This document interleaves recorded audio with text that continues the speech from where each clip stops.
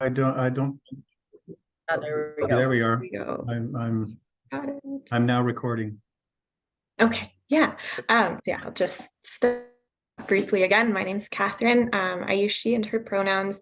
I'm in Kelowna, and I am a volunteer with Every Canadian Counts, and I'm also a physiotherapist that's been working in a lot of disability areas over the past few years.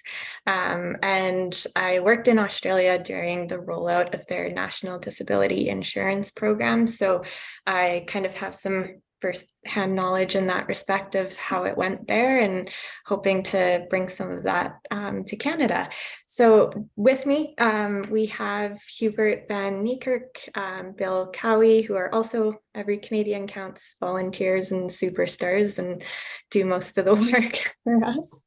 And then Brenda Lenahan, who's going to kind of ask us some questions and yeah, kind of join the conversation as a bit of a co-host, probably towards the latter half of the chat here. But we'll just kind of get started with a little bit about what the Australian system is, what it looks like, and kind of give you a sense of what's happening there compared to Canada, and looking at some of the pros and cons and what we could take from that system. So just a few things before we get started. I'll encourage everyone to introduce themselves in the chat, and if you can let us know where you're from, just so we can kind of see where people are. And obviously we are recording the chat today. If you want, you can turn your camera off, or if you want to stay on, we love to see your faces. Totally up to you. You can ask questions by putting it in the chat or raising your Zoom hand, and we will have time at the end for questions. So there'll be lots of opportunity for that. But if you're worried about forgetting it, you can always write it in the chat. And there's no hate or disrespect tolerated during the chat today. So if we do see any of that, we will be removing people. And otherwise, yeah, we'll probably get started with Hubert, if you're happy to give us a little rundown on the Australian system. Yeah. Do you want to just go around the table first and do a quick introduction, Catherine? Yeah, we can do that, yeah. or yeah, okay. Yeah. Or at least the three of us at least. Yeah. I see Mitch with PWD Cast is also trying to join there. So yeah, I'm Hubert van Niekerk. I'm the vice chair of Every Canadian Counts. I got into this about 3.5 years ago as a volunteer after teaching special education, mostly in an isolated classroom for 17 years. And then kind of out of frustration, retired because it just wasn't enough going to people with disabilities. That was very obvious. And so I think I can do a lot more as a volunteer as I could as a paid employee. So quite happily doing this and trying to make a difference. Yeah, that's me. Bill? Yes, my name is Bill Cowie. I'm one of the founders of Every Canadian Counts, which we started back in 2015. We've been around a while.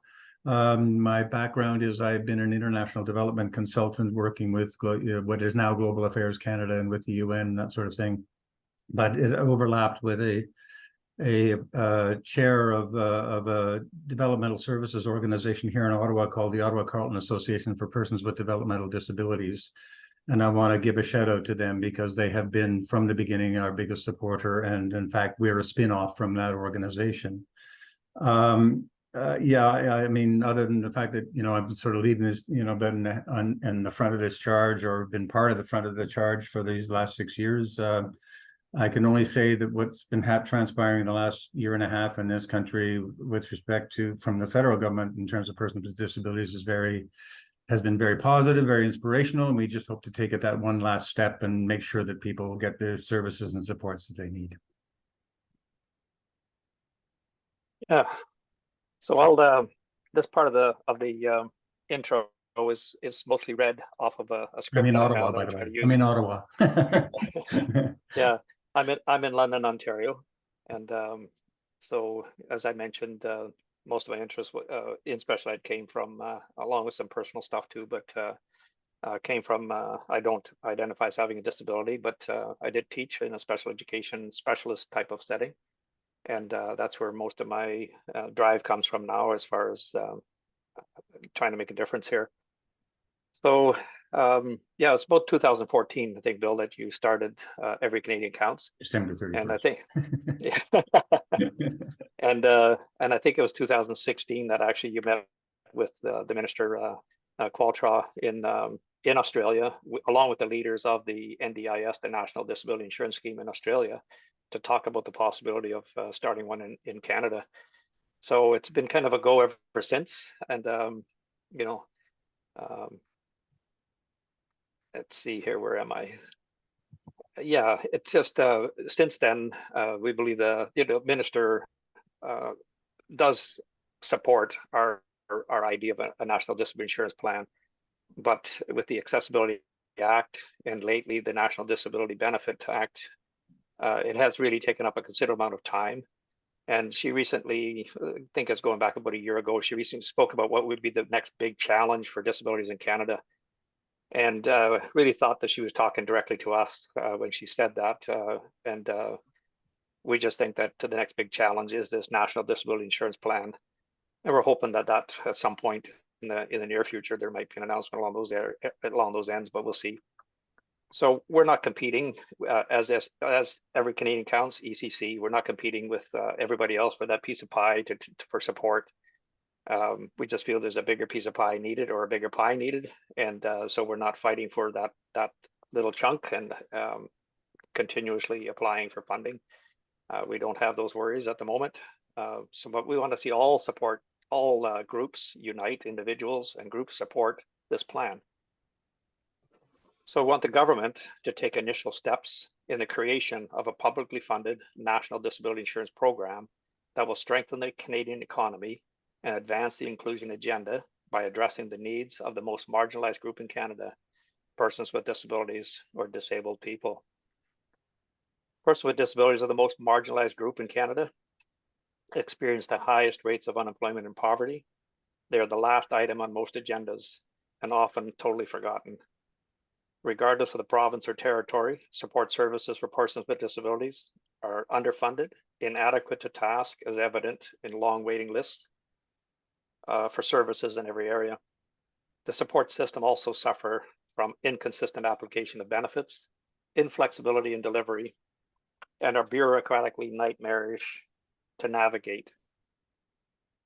So the current support system for a person with disability are massively inefficient due to fragmentation and lack of standards and inadequate data.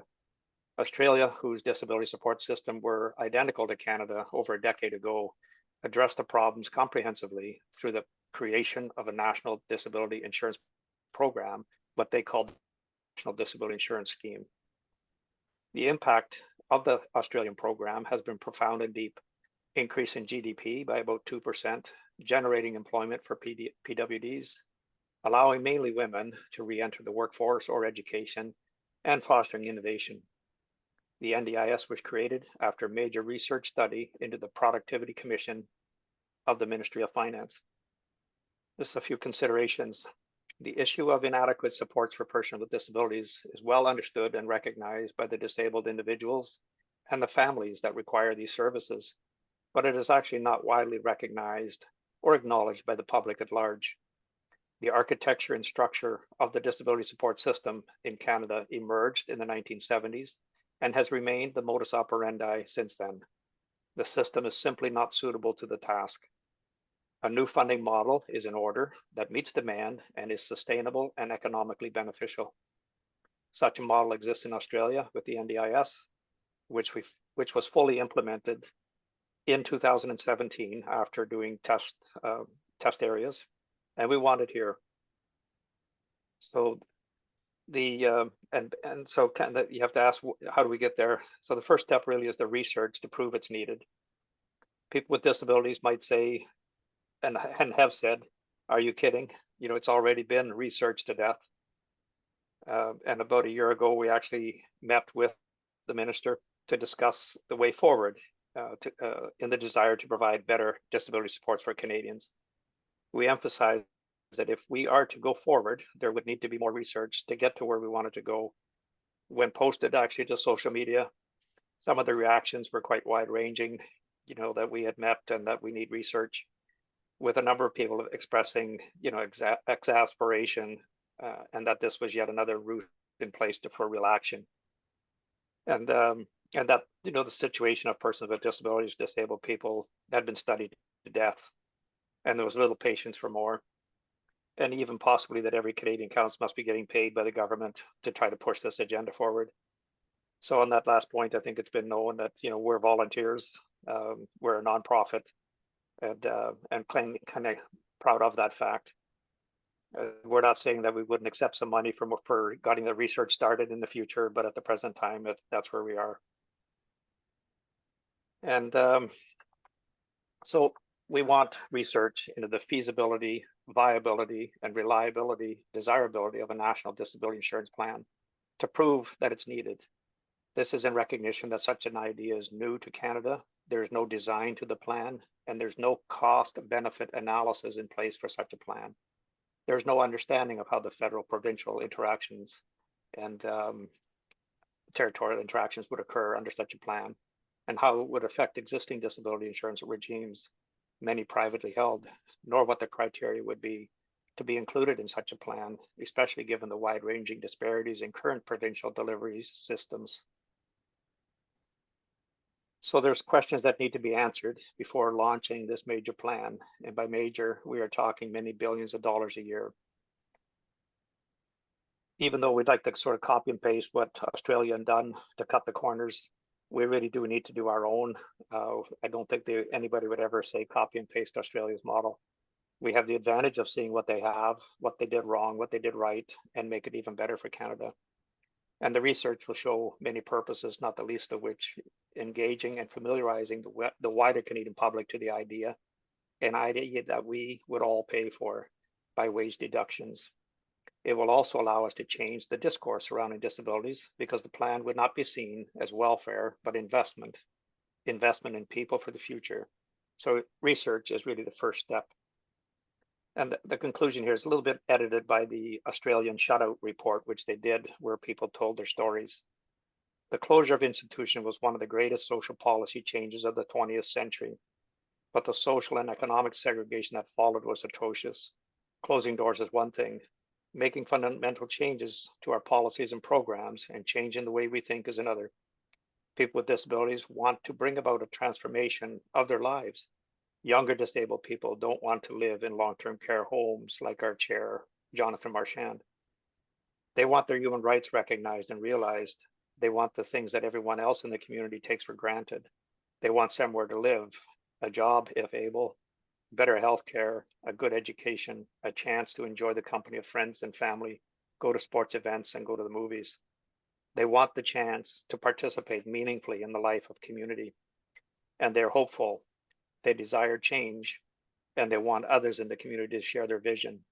They recognize that government cannot work in isolation, and they want others to see the benefits of building more inclusive communities.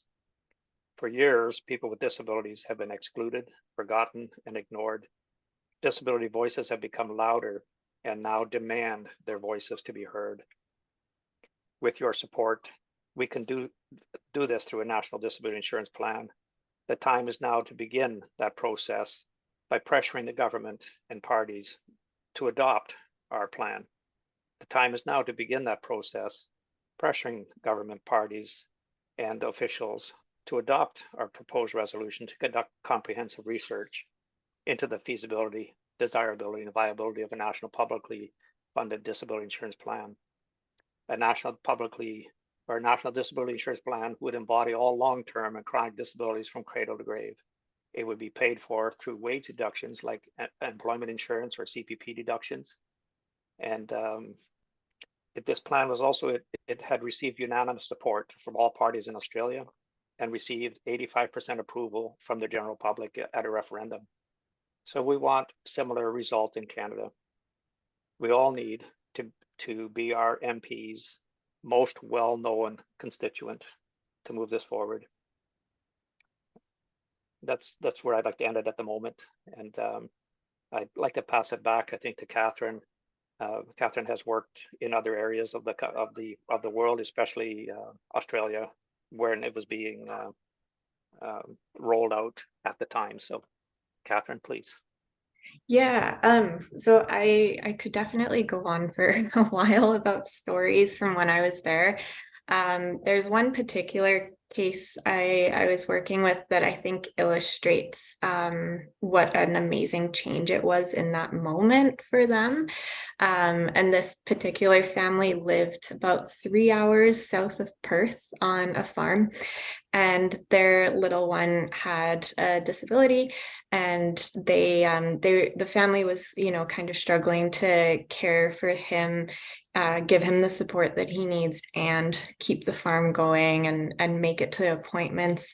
You know, they had to set aside basically 6 hours of their day just to drive to get people out there. Travel costs weren't included. They didn't get any funding for therapies or home modifications. So they're like really kind of, you know, tossing up the idea of selling the farm and moving closer to the healthcare professionals because they're just not coping that well. And it was during that year that the NDIS was being rolled out, and that was actually one of the pilot areas. So they did get access to it before the full rollout, which was great. And all of a sudden, they had funding to get therapists to come out to the farm and work with him at their house. They got lots of home modifications. They got car modifications. If they did have to travel into Perth, they were compensated for that and got assistance for that. They also got some respite and caregiving support so that the parents could put more effort into the farm and getting that back up and running as they want it to. And it was just like within the year that happened, their whole lives like were turned around, and it was amazing. And it was really cool from the physio side to see this little kid who was, you know, not really able to walk very far in the living room there and engage with his toys, to being out in the chicken coop and helping to collect the eggs in the morning, like little things like that. It just made such a massive difference. And it was so amazing to be there during that and see that big change. So, you know, it really, really is life-changing. And I think that is like the reason in itself that we should consider this and look at this model. But I also know, like, you looking at the finances, all of a sudden this farm can keep going and the parents can keep generating income and paying their taxes, and then their child ends up, you know, reaching more functional goals and being more successful in school. And it's just like the snowball effect of the fact that they got the supports and services they need is just incredible. And it had such a big impact, not only on them, but like the wider community. And there's just so many stories like that. That was my first physio experience after graduating, so it always sticks out in my mind. But there's other kids I've worked with there who have cerebral palsy, and for the first time in my career, I saw them move from GMFCS levels to another because of the amount of intensive and opportunities for physio that they were able to get there. That just doesn't happen in other countries. And I think that's so incredible, that if they need that and if they like have access to it, that these kids and people, you know, they can do so much and gain so much from those services. It's just amazing. With the intensive physio as well, that's always kind of the lens that I'm looking through. It was really nice because, and I think we'll talk about this later too, but they base the funding on the child's needs and not like cutting a piece of the pie that they have that year, you know. So Some kids might not need physio at all, but they might have a lot of sensory needs. So there'll be more funding in that for them this year. And they might have a bit of speech included and need a few home modifications. Whereas another child with the same diagnosis might have a physical goal that is really, really important to them and their family. And then the government can give them a ton of physio funding every week. They can do intensives on school holidays, and it's very much based on the individual. And it was just incredible to see that money go towards really meaningful goals and not just like making do with whatever piece of the pie they're given that year. So that's kind of like a rough overview of a few little experiences I had there. I'm sure there might be more questions that we can get to, but yeah, I think working in it really was just life-changing for me, and I would love to see that happen in Canada. It's really hard to come back to systems where families just really don't have access to that kind of care anymore here. If I may, I'm going to top that up for you. I mean, Catherine, what you said has been really, I mean, it's remarkable. And I was going to say, when the program was being rolled out in its first 2 years, one of the biggest psychological changes that occurred with caregivers and families was, for the first time, they were being asked, what do you need, rather than being told what you can get. And this required a huge kind of mindset change for the kind caregivers. And you've illustrated very, very well, both that transition and what an impact it had. And so the whole culture of disability changes in light of both these personal experiences, but also basically the system is asking different questions. Yeah. There's a question in the chat. You might be able to handle that one, Bill. First question would be, where is the research lacking? I have an idea. You're on mute. I think you actually, as soon as you put, I noticed you went in some depth in your presentation about where we would need the research. I hope that at least answered part of the question, and I'm certainly prepared to answer more detail if it's required. But I thought you covered it quite well, Hubert. I hope that works for you. And just to add a little bit too, I think where the research is lacking, it's basically lacking everywhere. Like, there's a lot of research coming out of Australia that we're kind of using to say, like, okay, that's the situation there, this is the parallels, and it's probably similar here. But there's actually like no research on these kind of needs in Canada. I think the last one, because I always look this stuff up for the posts we do on Instagram and stuff, and I found one article from like 2001 that was just looking at if people had the mobility aids they needed, and it was a shocking amount of Canadians didn't have that, but they didn't look at the whole picture, and it's over 2 decades old, so it's probably changed quite a bit since then. But I would argue that Canada is lacking research in basically every area of disability needs. Yeah, I think it's where we require government really to sort of make the statement that that we're going to research this, and that's where the research will be going. So if the government does the research, or we can get large groups together to be funded to do research, I think that's where it has to go, and that's where we need to pressure members of parliament. Mark, go ahead. Thanks. I think when it comes to the research side of it, in the beginning, I think you had said about what you had posted on social media about how much more research do we actually need to do. I think the question I more have is, like, when I was asking where is the research lacking, we're saying more research is needed, sure, but, and as Catherine said, in a bunch of areas, but being specific, I think, is a way to bring people over to that side. So I think, William, when you were doing the intro there, going into the what was it, the feasibility, desirability, those factors, I think, is one thing. We're not talking about researching the actual sort of disability piece. You know, I think it's when all of this, no matter what groups we're coming from, if we're being specific about what we need, it helps us bring more people over to our side and our causes, period. Yeah.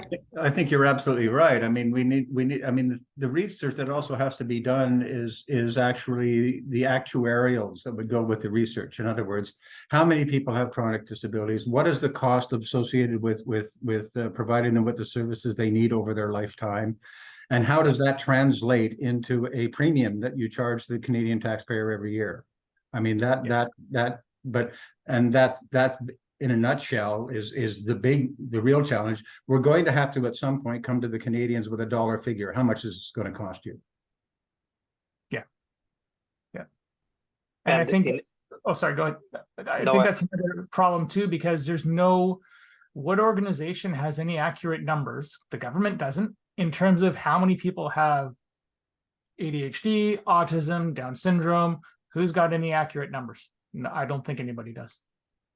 No, And I think this is where we can look to Australia to at least get a start, because our population sizes aren't that different. Like it's similar. It's similar in the sense that there's like, you know, cities and rural areas, and healthcare is governed by states there, but provinces here. Like there are a lot of overlaps in that respect. And I guess with like costs and numbers, we can just say like, okay, if it costs the person this much in Australia, that's like this much Canadian dollars. And I guess we could kind of get like a general sense perhaps from their research, and use that to like, I guess, boost support for doing our own. But I think they're doing amazing research on that side. So it's worth looking at for us to get a start, just by like getting a sense of what their numbers look like, because we're very similar countries.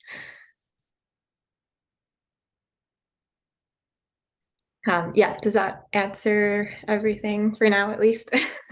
And you've raised actually a really, really important issue. We don't have the equivalent of a Canadian Institute for Health Information for the disability sector. We never have. We've never had cross-province comparable data, all that sort of thing. However, in terms of whether the data is available, that's really an open question, because a lot of these ministries, Ministry of Community and Social Services, have much more data than they are either telling us or will release. And that's part of what we need to extract, you know, in any research, I think. I've been wondering the same thing, because I still feel like the newbie to all of this, and you know, I bow down to your guys' lived experience with it all. But I've sort of asked the same question within my team. It's like, can we not just do FOI requests for this and for that? And like, it's not always that simple, Mark. Mm-hmm. Totally, yeah. And then are we okay to keep going down into the questions in the chat to start, or Brenda, do you want to ask any yourself? Sure. Good morning, everybody. Nice to see some folks that I know here. Thanks for showing up. And thank you for the presentation. This is great. Yeah, I just wanted to also point out, I don't know much. I am here to learn as well. I don't know much about the system, but I have noticed, I was doing a little Googling and noticed that they are going through a big review right now in Australia, because there has been some challenges. And so there will be some shifts in the system, presumably after that. And I wonder if any of you can speak to what some of those challenges have been. I also, I guess that's another question, but I also don't think we really addressed the assessments conversation yet either, which is kind of a big question for all of us here in BC, because we've been, just looking at that piece of how will these assessments work. So a couple big questions there. Yeah, I can start with the assessments piece, and then maybe we can go into kind of what we can learn from what they're going through here now. But I was working as a physio there with the pediatric population. So I can kind of speak to like the therapies side of things and how they assess need. So what we will do every year, and when the child starts either showing signs that they might need support, or if they get a diagnosis, anything like that, is we will do like a standardized assessment. Where it's different to other jurisdictions is that the Australian government and the NDIS basically trust me as a physio to choose a standardized assessment that is appropriate for this child. Sometimes there, like at least for the functional mobility side, there might be like 2 or 3 options that are validated by the research, and a clinic might have purchased one of those as long as it's appropriate. And then you repeat it with that same assessment year to year. They're happy with that. And it's nice because that does give the therapists, I guess, kind of that freedom to use their expertise and to use the measure that best demonstrates where the child's at. Some other places I've worked, you have to use one outcome measure for every child, no matter what the age, what the diagnosis. And I just find that can be a bit of a waste of time, and doesn't always highlight the like needs and areas that the child's doing really well at too. So that is something that I'll do with a child on a yearly basis and when they are first assessed. And you might do one outcome measure, you might do a few, you put a full report together and you outline what the child's goals are, what they need to do at school and at home, and things like that throughout the year, how they're doing on the assessment pieces. Is there anything that's not covered in the assessment pieces that I can comment on? It's a big report and it takes, quite a few hours to do, but it just gives this really nice kind of overview of all the different areas that I look at. And then I do my recommendations and say this child needs this amount of physio, maybe a few intensive blocks during school holidays, some hydrotherapy, whatever I do. And then that goes to the NDIS for them to approve. Similarly, people might take them to an OT or physio that specialize in like wheelchair prescription and get a report from them about what they recommend. And most times, if the report's done well, it's validated, it has some good outcome measures, the NDIS will approve that and they'll get their funding for the following year. So that's kind of how it works in therapy space. And the other nice thing about it too is in the early ages, like 0 to 5, if there's even signs of like some delay in mobility or some kind of concern, but there's no diagnosis yet, the NDIS will give them funding on a likely diagnosis so that they can access all the early interventions. And it's like worst case scenario, if there's no diagnosis, and this is kind of just like, circumstantial, no harm done, they got some extra help during those years. But if there is a delay in getting a diagnosis, it doesn't set the child back 2 or 3 years because it took so many investigations and scans and things. And I really like that they do that. They're really good on kind of approving that intervention. So that's kind of from the therapy point of view on assessing. Okay. Yeah, that's it's interesting because it's putting the assessments in the hands of the person that is also going to be doing the therapy, which is I appreciate so much that they are trusting the medical the healthcare professionals to use the best tools, but I can also see how there could be some concerns about abuse of the system in that way. It would be interesting. This is where I'll jump in and why the review. The cost ended up being a lot more than it was originally expected. The government that originally brought in the plan was very much, when Catherine was there, changed. The cost started accelerating. The government started taking different approaches. much more privatization, for example, of services. Many of the original non-profit organizations, in fact, have disappeared from the stage, and some of the early players. But the other thing too was that the government did try to change the assessment platform by contracting it out to standard third parties, which was ended up being very, very controversial. And when the government lost power last year, that was the first thing they scanned.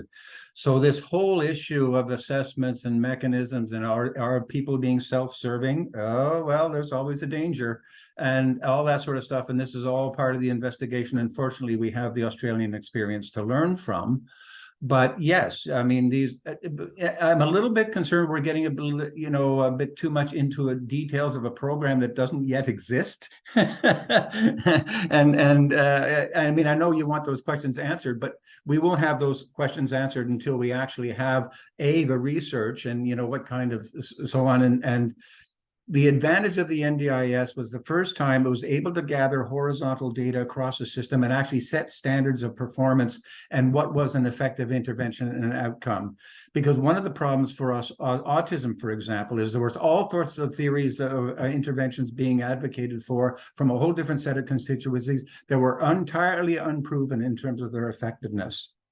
It was a huge problem when we visited Australia a few years ago, and they're now starting to gather that information.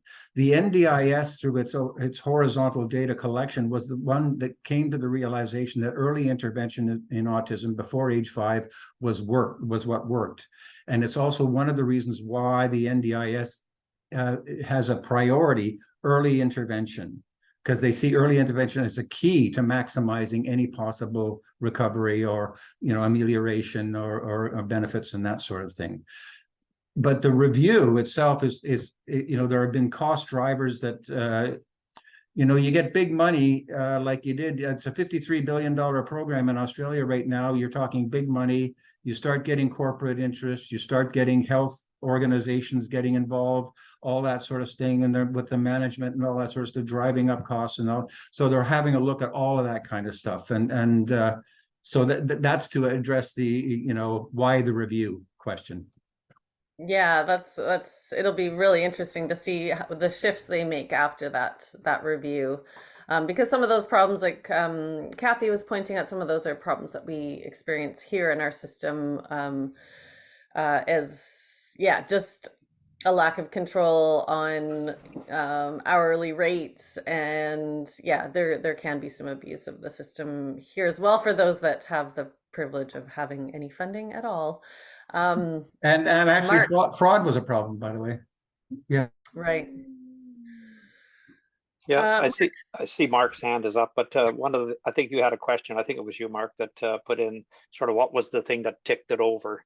And I think the people that started the NDIS, Bruce Bonahady, started this idea back in about 2001 or 2008, and started bringing it to the government as a thing.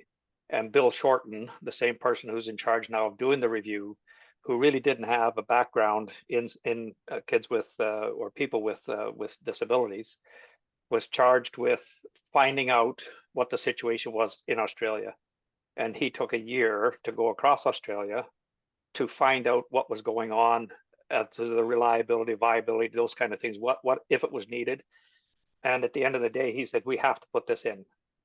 So he was totally converted into the idea that we have to put in a program that supports everybody. And that's kind of the key moment, I think. And then everybody got behind it. It was a unanimous decision. All political parties chose it. And in a referendum, the general public gave it, I think, at 85% in a referendum to go for it. So it's the education piece, educating the politicians, educating the general public that this is best for everybody. Because if you don't have a disability, count yourself lucky. And because you're bound to have either yourself, or somebody close that will have a disability. So hopefully that kind of answers your question, but go ahead and speak, Mark. No, that was the question. I wasn't sure if we were going to go back, because I was really curious on what Catherine had said in terms of how does the family get to you? And by that, I mean, and I'll just use the hub model that we've got here in BC as the example, right? So right now I can go to my GP, my family doctor, I can get a referral. It's not too hard to get into physio. I can get a referral over to physio, and then I've got Catherine, or whoever my physio is. In that hub model, when the government was calling it that needs-based, again, what defines the needs? Who's defining the needs? There was no real question about what qualifications that somebody would have to, can somebody tell me the difference between ADHD and dyslexia? No. That takes a little bit of digging to sit there and do. So whoever's doing these assessments to get to those services, what is that mechanism there for them?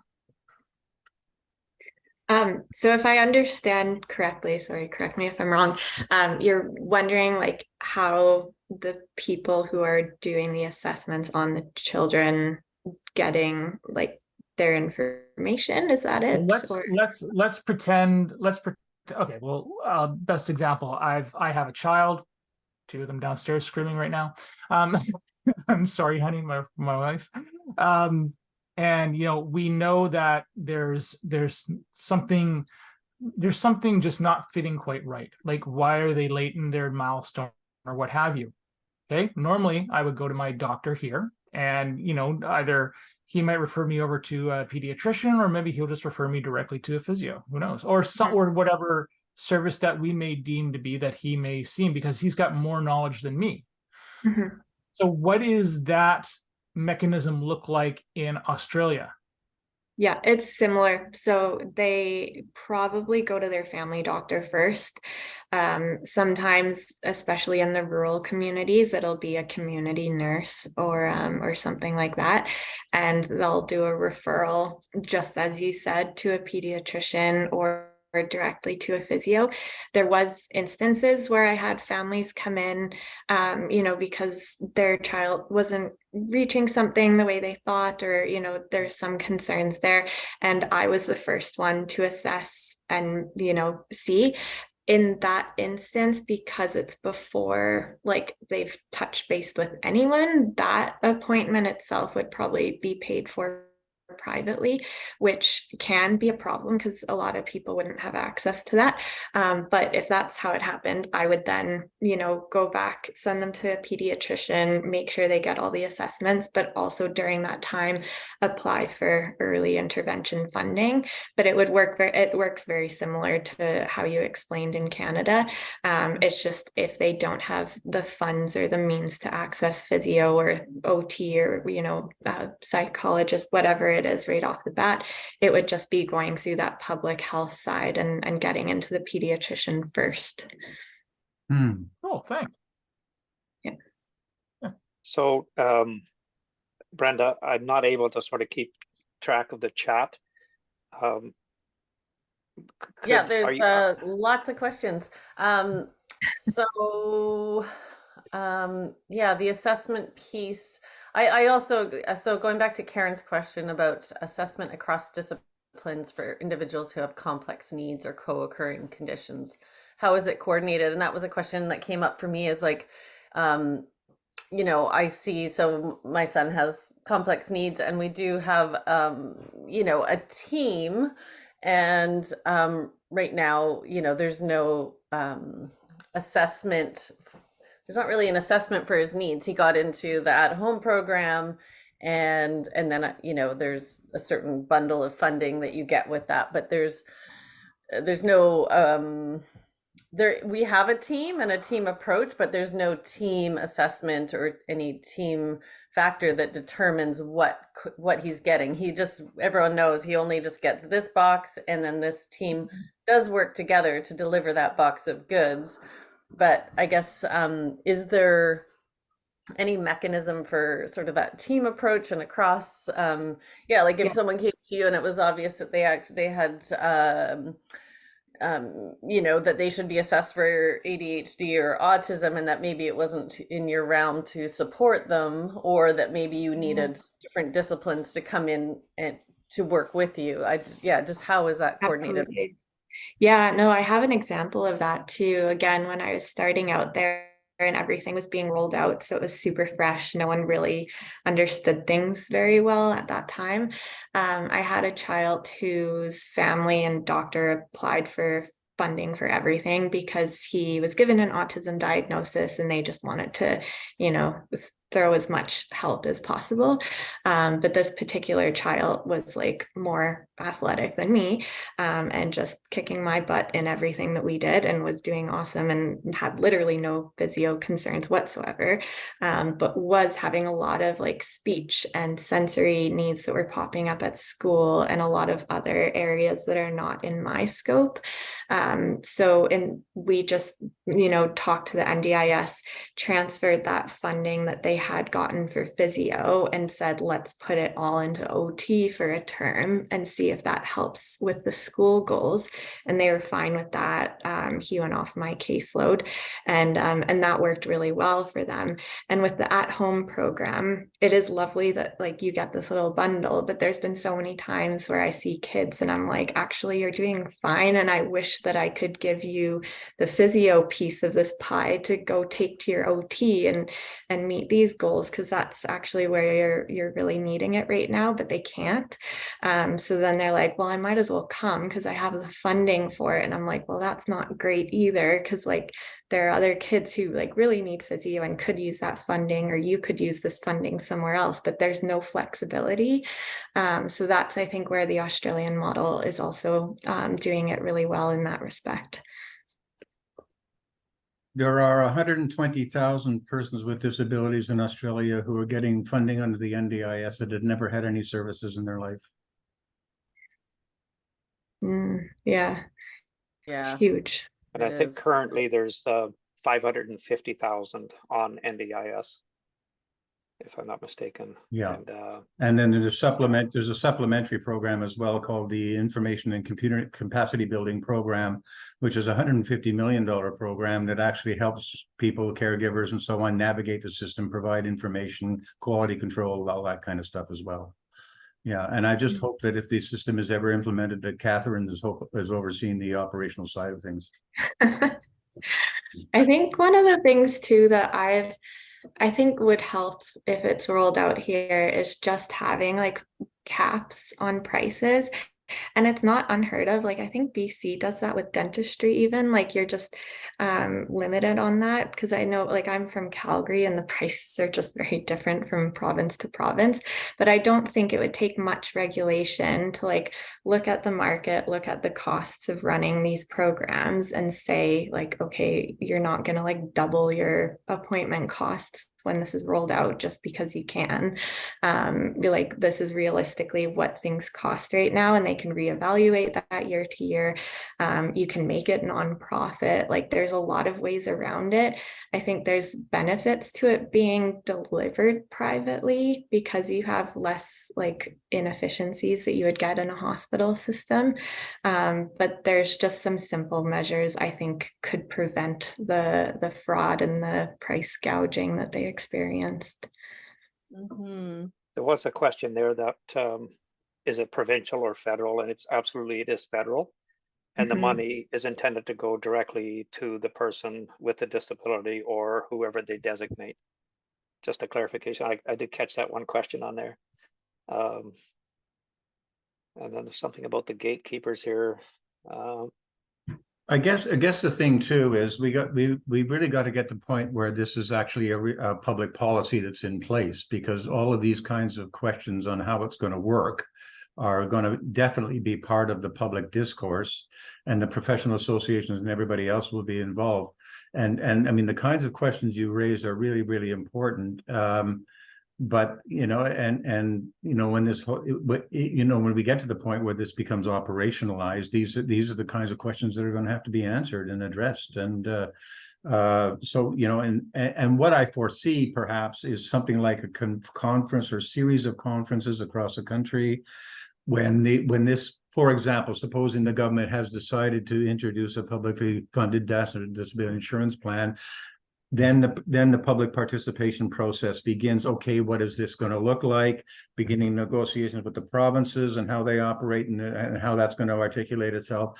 Also, probably public consultations on what they want to see in the program. You will address all these kinds of questions as well. You know, how are the assessments going to be done? Who's going to be involved in the assessments and all that kind of stuff? All that architecture has got to be built, and we have, as you know, Catherine, people like Catherine with the experience who can address those questions and see where the challenges and opportunities are to build a really robust and helpful system, hopefully. Yeah, just for context, there's a few folks here who are from BC, and we are in the middle of systems change. So although we're talking about this national system, I know a lot of these questions are things that we're grappling with within the potential of a new system in BC. So there's a lot of interest, even in the interim, you know, if the NDIS does end up being on the horizon in the interim that we're looking at in BC, and we've been digging into these questions. So that's why we really want to know what's working in other areas. So Sure, yeah, what Karen's saying about the quality assurance measures, it's so right now we have like really like hefty gatekeeping that it's a really dysfunctional system patchwork that you know, lets if you have a diagnosis of autism, you get in one door, and if you have the assessment for kids with complex needs, if you get through that door, you get in the door and you get this bundle of services. And if you don't have any of those, if you don't meet either, there's nothing. So it's, you know, here it feels like we have the gatekeeping is done by the ministry that is trying to keep costs down. yes. And in Australia, it almost feels like it's swung way too far, where the door maybe it was too wide open. And so we need kind of a middle ground where there's some quality control, but there's yeah, just that we're ensuring that we are providing robust services, but not allowing you know, too much profiteering and that kind of thing to happen. But also, you know, like the workforce is another significant issue. Sort of it'd be interesting to look at in Australia how the workforce grew, as we've seen with the autism funding in BC, but how the workforce sort of probably, I'm sure it grew quite quickly because there was funding there were jobs there. It was, the door opened really widely quickly. I'd be interested to hear a bit about that as well. Yeah, definitely. I just wanted to tack something on to Brenda's question. And Kathy just said yes, but it was, did Australia have a doctor shortage like we've been experiencing for the past 30 years, where those, you know, the doctors are retiring, and it's harder and harder to get into services for families and such? Honestly, I'm not 100% sure. Hubert and Bill can correct me on this. I don't think don't know. they're in that position. No, no. Because when this was all being rolled out, that was like back. I mean, this whole in 17 and 18, just sorry to interrupt, Catherine, but in 17 and 18, it was the biggest new single employer in Australia for 2 years in a row, even when the economy was actually doing really, really well. And one of the interesting impacts was it was the biggest new employer in remote communities. Because those remote communities have basically had no services before, and certainly no staffing before. So it was important from that perspective. And in terms of the design of anything in Canada, of course, what will likely happen is the federal government will look to best provincial practices, should they exist, and as a way of, as a kind of template for providing national standards, because that's one of the things that will come out of this is a set of national standards and the data collection and performance outcomes to go with it. That's something that's been seriously lacking. Well, and truly, that's where the systems change that's happening in BC. Like if we can align with some best practices in other jurisdictions, like if we can look to Australia and see what's happening and maybe integrate some of those ideas into the provincial system here as a template. I don't know that any other provinces are going through this kind of systems change, and some of them have better systems already than us, other provinces, and some have systems that might be weaker in areas than ours. But it's yeah, it's interesting just to open the everyone's thoughts here about the potential of what's happening in BC and influencing there could be even a pilot of sorts. Like, do we pilot a system that eventually is spread out across the country? We really are going through a big shift right now, both with well, it's specifically around the Ministry of Family and Children, the services that come out of there, and the problem is this cross-ministry piece, but we also are, there is also some shifts happening in the health system, specifically for kids with complex health needs. So there's a new facility and new services being built, and so it could be interesting in that way. That is another thing that is of interest in the Australian system, that it does go across the lifespan. So we don't have this big chunk of transition. I'm sure there is some transition from school to community services, but that lifespan approach is really significant. If anyone has anything to say on that. And yeah, just the what was the other piece I was thinking about? Yeah, and just the consistency across the country. That's the other piece. When we had our recent childhood disability without poverty conference, one thing that really struck me was a family who in PEI, a single mom with a complex kid and other kids with needs, traveling to the Children's Hospital, which is in Nova Scotia. So all across the Maritimes, they all have to travel to Nova Scotia, and they are not getting their travel funded at all. We get our travel funded in BC. I understand it's part of the Canada Health Act, but there's those kinds of inconsistencies, and that family, until they know that in BC we get that funded, they don't they don't have they don't have the energy to advocate for it, and they shouldn't need to. But those are the kinds of inequities that would also benefit from a system like this. Anyway, Yeah. sorry. Yeah. No, and I was going to say it's a really good point. And the two main places I was working, one was a super remote area, 3 hours south of Perth. And it was the first time, I think, ever that they had a pediatric physio in a geographical area the size of England, just to paint a picture of how remote it is.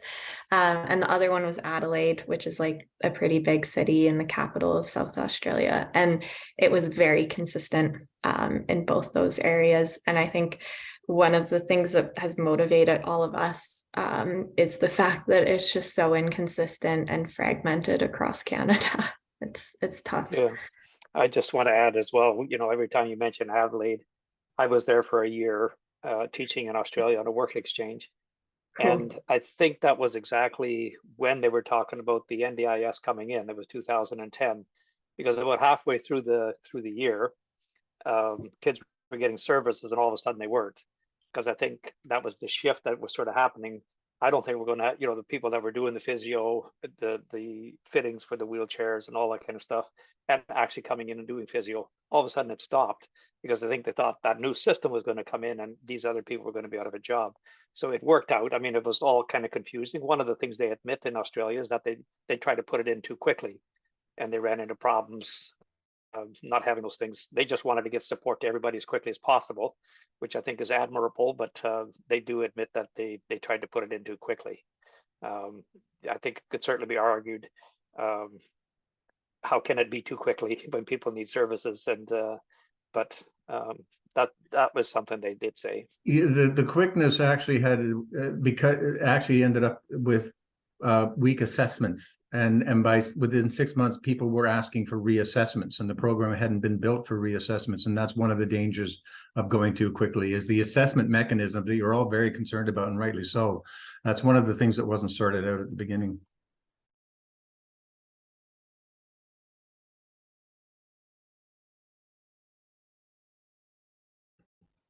Just catching up on the chat and seeing if we've answered most questions. Is there anything that is standing out as a? And for sure, I mean, if we're not getting your questions, please, put your hand up or just start talking. Our group is small, so please just jump in. Also, Yes, if there's any outstanding questions and, and we're done or something, if there's something that wants to come back, we can always come back to you later too, as well. So, yeah.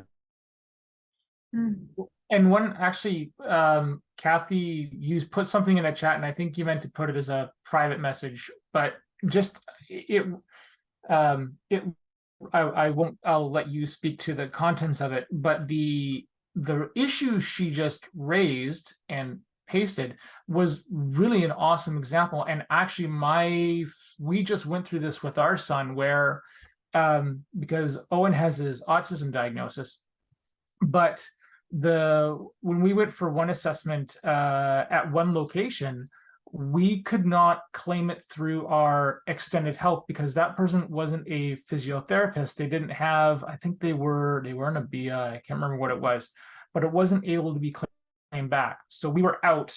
We couldn't go through extended health and then go through the autism funding. And it bugs me because there's this different quote unquote level of who's funded, not funded. And sometimes that's the only option you have. And especially in a remote area. If you're off in the interior, maybe you only have access to a kinesiologist or something like that. But if that's not covered by your extended health, if you're lucky enough to have it, those are the gaps that sit there and just see, and you just go through, and that's what you want to start addressing those things here as well. I don't know how many people really talk about that one, but anyways. Yeah, it's a really good point, especially in the rural communities. I think that's probably where Canada could design it for Canada in that sense. And, a lot of folks are up north or, remote areas, and it's just not realistic. Another example, like I know people in BC that are way closer to Calgary and Edmonton than Vancouver. And because of the family schedule and things, they just need to go there for assessments and for physio and stuff, but they don't get funding because they're not accessing a BC registered. It's just crazy. And I think that's where we should, I think you should be able to get assessments from other people and input. And maybe it's something like, okay, if you have a kinesiologist in town, get a physio on a video link and like work together that way. And then if there's any little bits and pieces that is missed by the kinesiologist, we can have that covered as well. Like there's creative ways that we could work around that, but I think that's something that we'll have to design ourselves. Yeah, addressing rural needs is certainly, I live in a little village of 300, and I mean, I have the privilege of choosing to live out here right now, and but it's great to be learning what those different options are. So right now our system, you can charge for virtual, so that's helpful and useful to us. We do not mind doing some virtual stuff, and we can also get some of our travel paid if we go 2 hours into town for services, but there's no travel funding right now for therapists to come out to us, which would help. And because it will probably never really sustain like a pediatric team out here, but again, if there's a closer town, if there was more, it could, if there was a system of support that truly was supporting all kids with needs, I could see that there could be, even the next village could be big enough to support somebody to live there that would travel just a little closer out here and service that area. But then also combining travel funding for therapists, for families, and virtual, like to sort of create programs. It's quite possible. Yeah. Yeah, because if you go the virtual route, I'm sorry if I just interrupted somebody. That's fine. If you go that virtual route, when you get a parent, God knows how many times I've been through that. My wife and I have been through this, but you're asking the parent to do those services, do that physio, do that reading teaching, or whatever the challenge is. And all of a sudden, okay, quite honestly, that's my case. All right. I know way too much about ADHD now. So, how do you, like I'm Catherine, like example with the family on the farm, right? Exact example. And Brenda raised it. How do you bridge that gap of, if you're going to do telemedicine or something like that, how can you get someone physically over there to go and work with that person and ease that burden for that family? Or how can you provide for that family to travel to it's not 5 hours or 6 hours away, but 3 hours away in a central place that they can get something and it seems somewhat reasonable? Or do you have a traveling team that comes through once every week or something like that? Yeah, and all of that kind of, I've seen, there's people I worked with in Australia who did travel. And so I think it was like, I don't know, maybe 3 or 4 times a year, they would just be on the road and hitting different small communities, and they'd get like access to a healthcare center room or a community building or something like that, set up all the equipment, do all the assessments, see kids, whoever needs to be seen, and then move on. That's an option. One thing that I don't know if people, I think Brenda, you might have brought this point up actually, but it's something that isn't spoken about as much in this conversation. But in Australia, when this rolled out, for example, I was like a new grad, really keen on working in pediatrics, and you couldn't find a job in the cities because it's all very well established. Like clinics are staffed, there's a lot of people around, it's too hard to break into that. But all of a sudden there's funding for these clinics that are in rural communities who have never had a pediatric physio, so they're like really excited that someone wants to come out there and do this work. And I think it naturally, as these programs are rolled out and those funding options are there and the opportunities are there, there's people who really prefer living, I would love to live in remote Vancouver Island or like up north or something. That would be awesome. And all of a sudden, if the families up there have access to funding, then healthcare professionals are like, okay, yeah, I could see myself setting up a clinic out there. And then you have them coming up there and bringing their families and spouses, partners, and then they also generate new business ideas, and people start moving more rurally because there are those opportunities there. I think it does, it makes it an attractive opportunity for a lot of people, brings more folks out there, and I think it would naturally kind of answer that question for you and provide some solutions. And it wouldn't be, crazy to think that a small little community could have their own pediatric therapy clinic. Catherine, you raised really the crucial point of what we're advocating for here.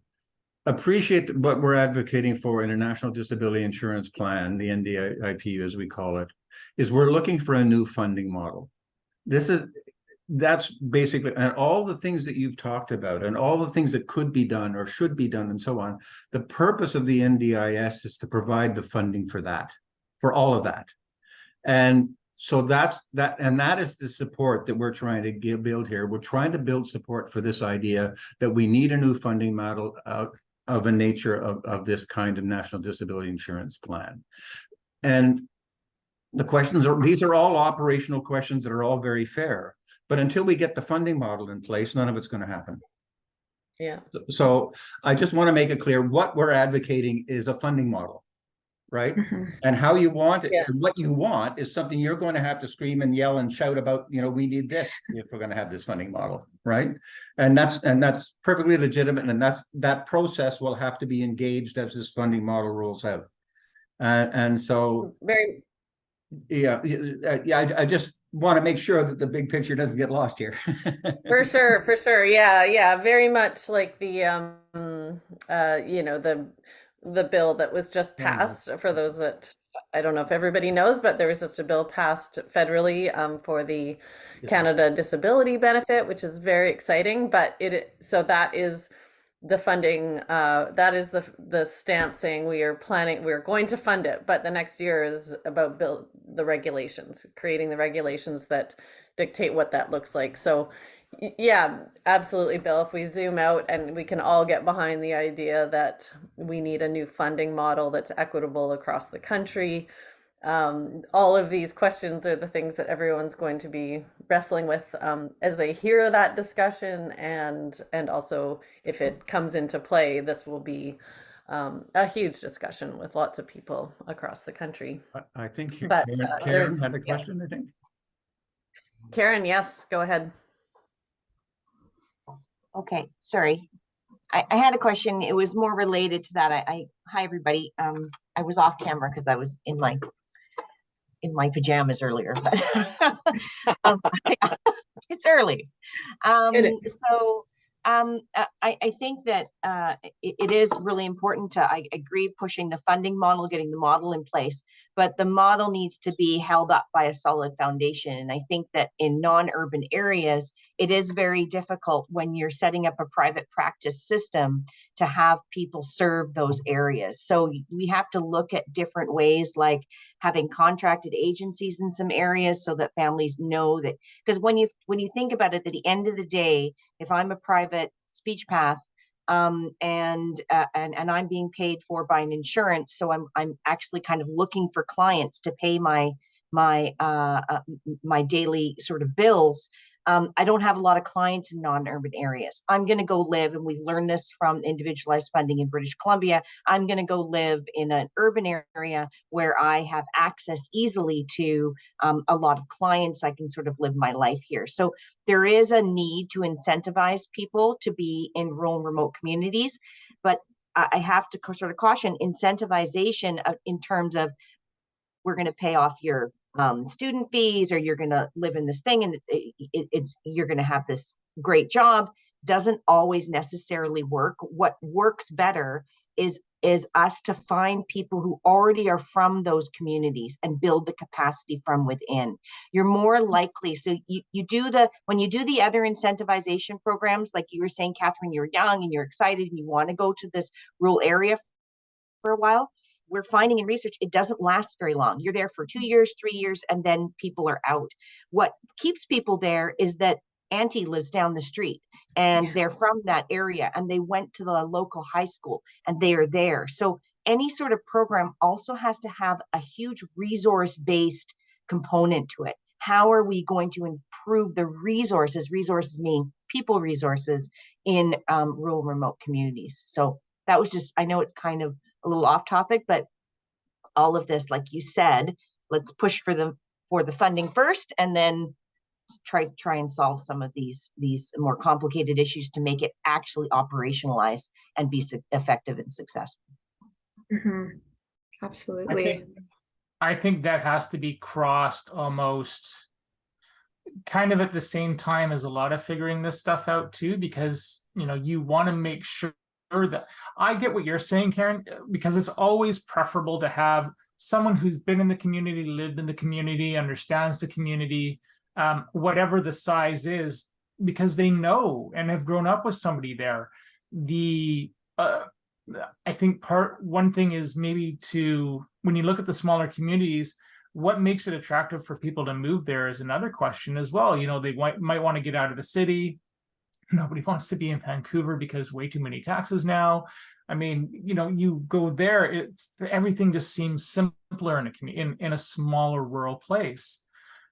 But they do need a job there, right? So what I'm saying, finding in BC is that if I'm a speech path and I am relying on private clients, I don't have a weekly or a monthly pay, right? So sometimes it's great to think about how can we have contracted agencies that serve these communities so that we can have therapists who want to live there, who have a job, who know where their next paycheck is coming from.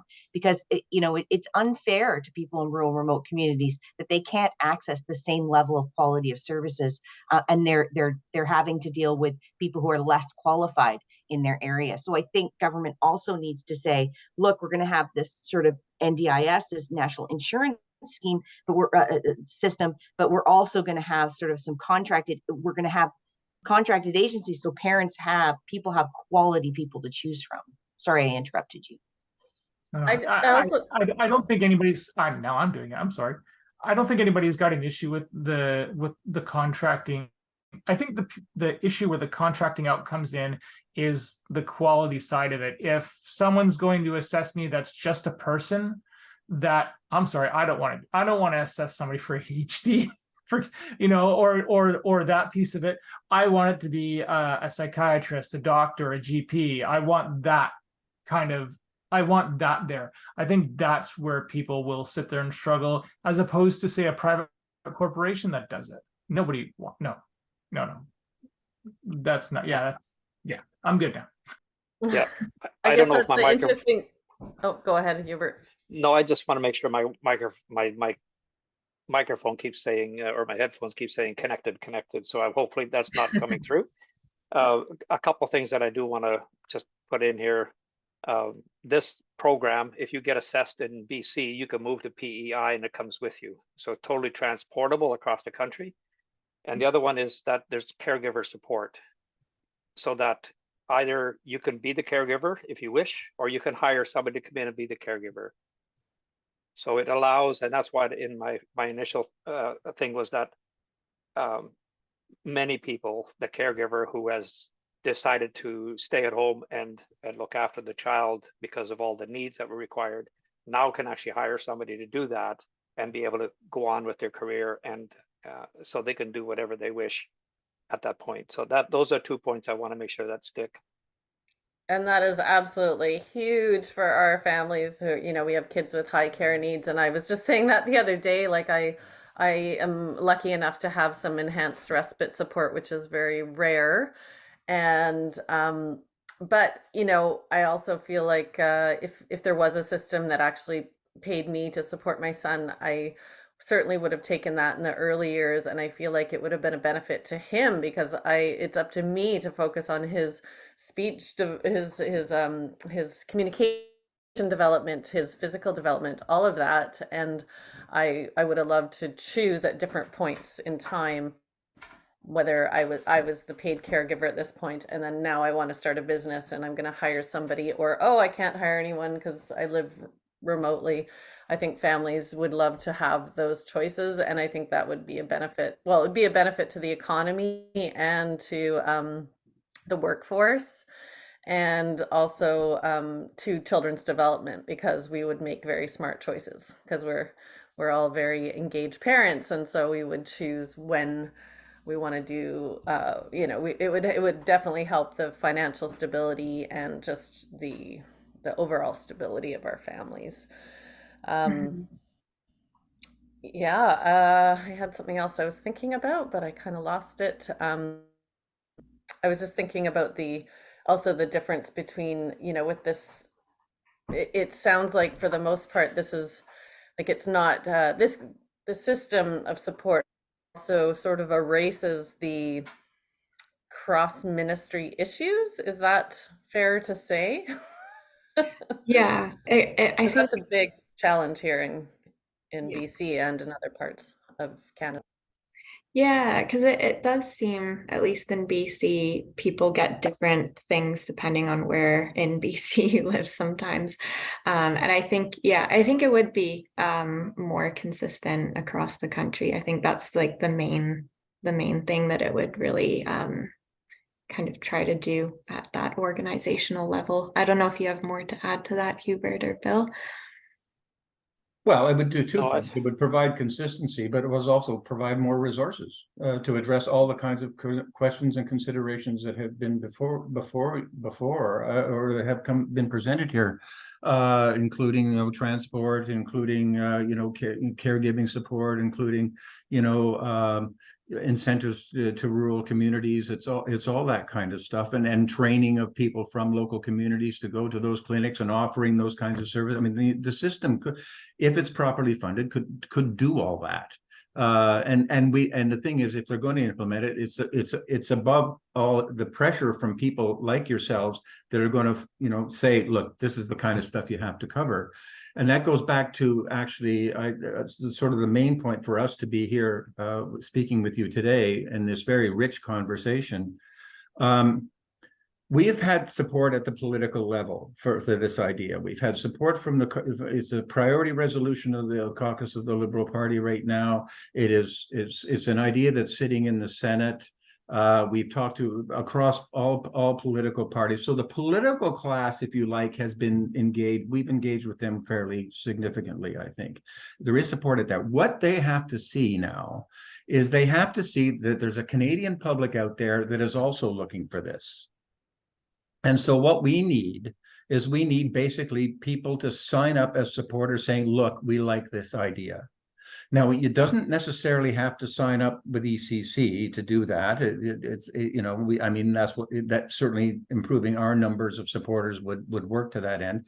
But if you wanted to set up a local community in BC that advocates for a national disability insurance plan and get us, you know, 20,000 people in BC to sign up to it, that's the kind of thing that is really, really needed. It would be sending messages to the Senate and to the politicals that there's a groundswell for this sort of thing. Every Australian Counts, our sister organization, has 50,000 members. Okay, and they've been a major voice in quality control of the NDIS. They get support. There's funding all comes. It doesn't get government support. All the funding comes from the community at large. And as a consequence, they are neutral parties who are demanding performance that the NDIS sticks to its original principles and does what it wants to do. And actually, by the way, we can send you the 10 features of the NDIS, what they call the non-negotiables that are features of the NDI system that maybe you could like. But anyway, all I'm saying is what needs to happen if this funding envelope is to become a reality is the numbers need to be out there of Canadians saying that they want this. The other thing, just to add on to what Bill was saying, there is Sure. Yeah. every Australian Counts organization created this report, this Stories project on their end, and they collected stories from disabled people and caregivers across the country to show to politicians, like, this is the situation here, and we're trying to mimic that here. So we also have a Stories project, and we're asking people if they're, you know, comfortable sharing your story. You can make it anonymous, you can use a synonym, but just so that we can present this to Parliament and give them some like real life examples of what's happening now. And I notice in the chat there's a lot of examples that could be really valuable for the policymakers to read and hear about. So if you're up for that, I'll share the link after our chat today. Catherine, that's one of the reasons why I started my podcast too. Exactly. Okay. One of the reasons was to share what we had gone through. The short version is that when Owen was 4 years old, we took him for his autism diagnosis, and the clinician that we took him through basically said, no, it's ADHD. And we were just like, what? How can that be? You know, we had a speech pathologist who was really smart, didn't believe it. And we just got his autism diagnosis April this year. And it took an extra 5 years to get to this point. There's a whole other fiasco between Sunny Hill, our pediatrician. I love my pediatrician. That's not an issue. Sunny Hill was that. But the effort to get here over the past couple of years was ridiculous. And when I went into the pediatrician, the Sunny Hill appointment, I put together a spreadsheet with all the information from the DSM and all the examples and things I've seen from Owen over the years, videos, photos, emails, you name it. 300 rows later, the doctor was just like, what? He thought a staff member put it together and like, no, that's me. But it's these kind of things that you want to push for. And it's hard, but this is what I love to do on my show. I'm just kind of focusing on my story, but I love talking to advocates and people about what they went through and how they fought and how they made those things happen. So the story idea is awesome. Yeah, and you shouldn't have to do that as a parent too. Like that's our job. Mark, you have your podcast. You notice on the sort of silent one, the podcast. I saw that. yeah, I was on his podcast as well, telling sort of my story. You two should try to connect, I believe. Yeah. I don't expect the podcast there, but to get online here. But I think you guys could connect. There's a very strong movement that's beginning, and podcast there with the thumbs up has really started a movement within the disability community to really start raising awareness, raising voices. They've set up a website. I'm part of the website. Every Canadian Council is part of the website, where we're also thinking about collecting stories from persons with disabilities. And it's going to be a powerful website. It's in the beginning stages, but when I said in the introduction kind of, or further down, that people's voices are getting louder, persons with disabilities voices are getting louder, and they demand now to have their voice heard. And it's going to get louder. It's going to get personal, I think, with some of the politicians, hopefully not too much, where we drive people away. But politicians need to be accountable first to their constituents. And I think there's going to be a groundswell of persons with disabilities, a 20, probably 25% voter base that no party is going to want to just cast aside. Their voices are getting stronger, they're getting organized, and they're going to be heard. So the poverty, like the Canada Disability, just another point, the Canada Disability benefit that just went through addresses somewhat the poverty piece, but poverty and disability, I've said, and we've said often, are two totally separate things, often related, but they shouldn't really be, in the same sentence. You have a poverty, that's a particular thing that lots of people can have. A disability is very specific. I noticed further up in the chat, there was something about equipment and the house renovations. You don't get coverage with that, but the poverty bill that just went through, that's where you need the NDIP, we call it, the National Disability Insurance Plan. So that's where you need, so the Canada Disability Benefit is going to serve a certain amount of people, but the danger is now that the general public and the politicians will think, okay, now they got what they wanted, they're off our backs. That's the furthest thing from the truth. We need to keep pushing now for persons with disabilities, because they haven't really been looked after at all. Just the poverty piece. You mentioned autism a few times, Mark. In Australia, 40% of the money goes to autism. So it's a huge piece of the NDIS in Australia. And the other thing that I mentioned, I was on with the website with the podcast there yesterday, and we have to be very careful, and you've mentioned it, Bill, about these success stories. There's people who are very successful and they're all over the media about how great they've done in spite of their disability.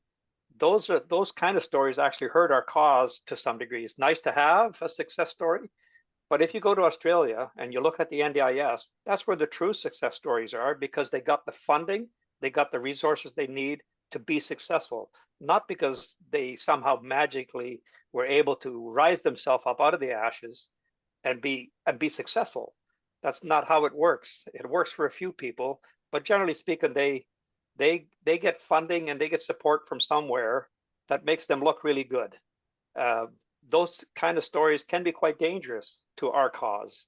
So that's the other thing. We need to tell the stories of the people that are suffering, the people that can actually look at the light at the end of the tunnel, say, if I had the funding, if I had the support, I would be able to do so much more. I'd be healthier, I'd cost the system less, and everybody around me would be happier, whether I'm disabled or the caregiver.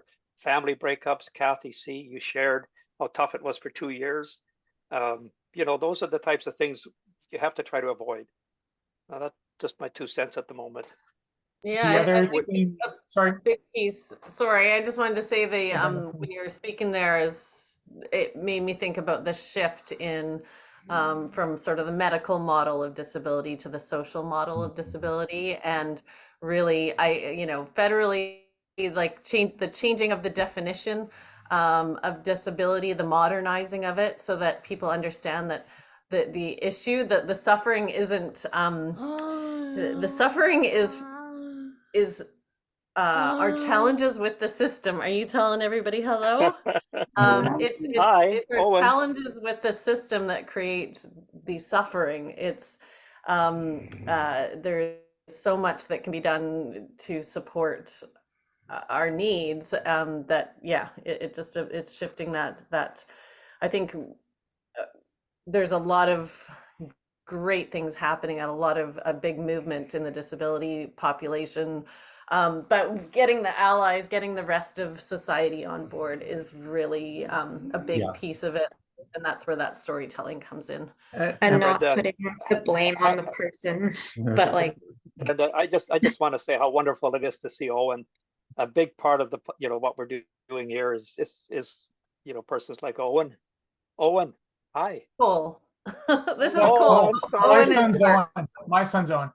Ah, That's all good. hi, Cole. If I may, we're sort of on to an hour and a half here. It doesn't have to be the final statement necessarily, but I just want to close out with a couple of things. I want to remind you, again, our objective is to get the public support out there and make it visible. The second thing is we have the stories to the project where we say why this is necessary. There's also a third project or another project that we have which links which links the stories project, if you like, to the political decision makers that I talked about earlier, and that's called our partnership project. And what that is we're trying to find families and caregivers and persons with disabilities to link up with their local MP, for every MP across the country, and go back to them every 6 months to tell them about how they're not getting the services they need. Simple as that. And so if you have any families or any who are prepared to and willing to sort of take on that role, that would send messaging, and it becomes real for the MPs. Not that many of them need necessarily that much conviction, but it just keeps the pressure on.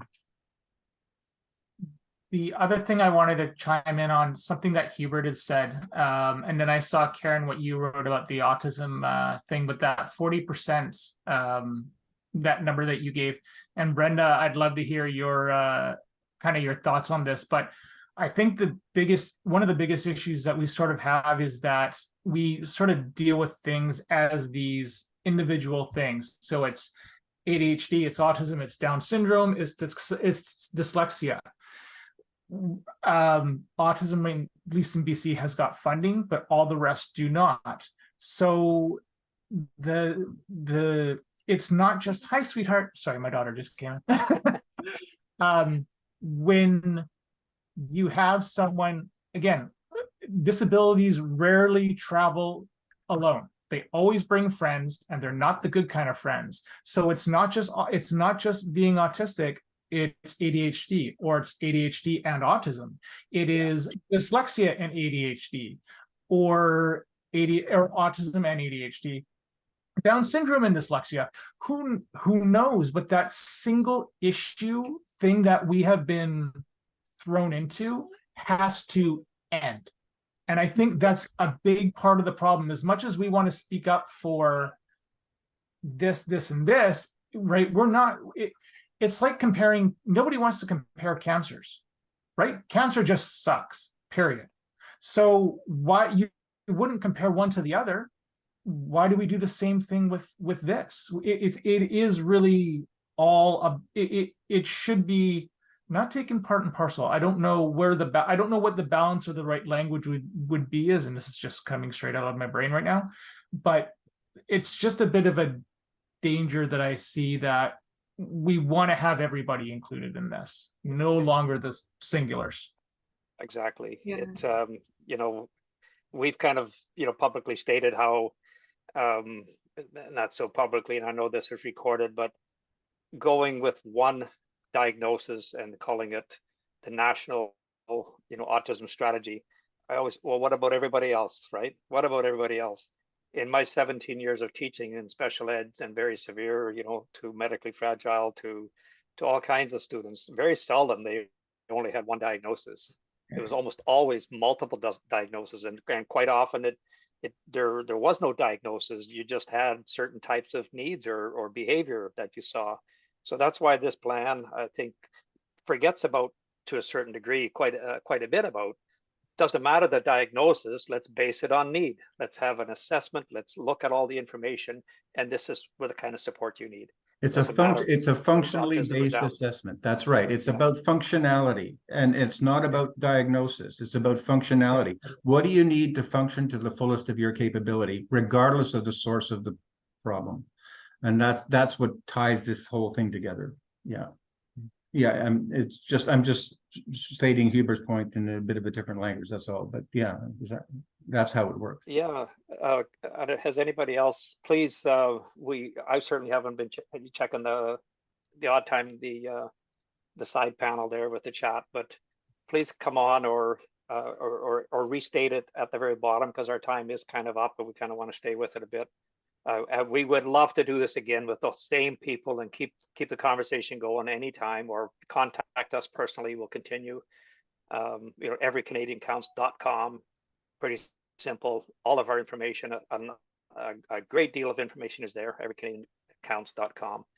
And our moving forward document is there, which Bill put together quite a few years ago and updated it.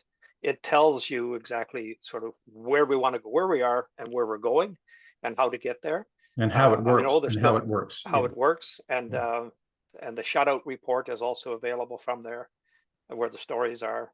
So go to our website and by all means shout from the rooftops. We demand to be heard. Get a hold of your members of parliament, and because the only way this is going to go through is that it has to expand from our little base. The podcast person is shouting from the rooftops every chance he gets. There's quite a following there. So please stay connected. Ask us questions. Bring it on. Thank you. And thanks to, all of you for the work that you're doing and for taking the time for this chat. I'm actually really happy it ended up being kind of a small group and we had a nice chat, and happy for those that showed up. It's great. I can't help but think now, honestly, my brain is stuck on this idea that BC could be like a pilot for this. Go for it. I know it's an awkward thing because of provincial, federal issues, but I don't know. No, Brenda, it's not awkward. It can come from the Senate, it can come from a province. BC has got a really good base. Where I'm in Ontario, Bill's in Ontario. Doesn't matter where the pressure comes from, and what you're trying to do with your other things as well. All those things can be blended in when it comes time for the NDIP to come into effect. All those things, you're setting up a standard. You're trying to. Your whole system is in flux right now. It's a perfect opportunity to say we want what the NDIP wants what BC has. There's nothing wrong with that. Yeah. Don't forget Medicare started in Saskatchewan. Yeah. Right. Yeah. Well, conversations to be had for sure. Thank you, everyone, and let's keep the conversation going and see what happens. There's a few of us here, Mark and Karen and myself, who are part of the BC Disability Collaborative, which is a group that's coming together, autism organizations, complex kids, ADHD, Down syndrome. We're all coming together. Karen is with RCY, which is the representative for children and youth in BC. And we are just in a position where we're really just about to dive into looking at different jurisdictions and systems change and what we can do and how it can meet the needs of all this varied demographic. So maybe we've started something here. Yeah. But thank you everybody for coming. I absolutely loved it. Thank you, Mark. That's great. Good to know. Thank you, Catherine. Thank you, Hubert. Thank the podcast. Thank you. Thank you, everyone, for Take care, taking the time. Take care, guys. Appreciate it. Cheers. Take care.